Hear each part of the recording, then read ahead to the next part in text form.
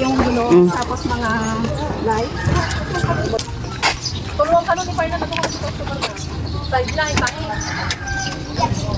Sideline. Ato ka sa first na. Replya mo. Battery, i-check kung good pa.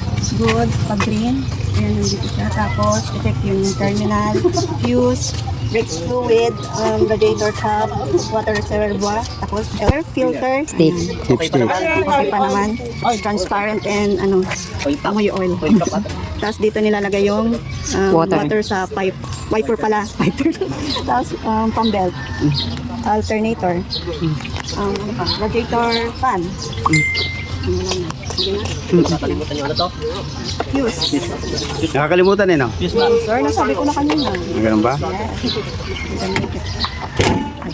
Kaya yung matantay. Sada kita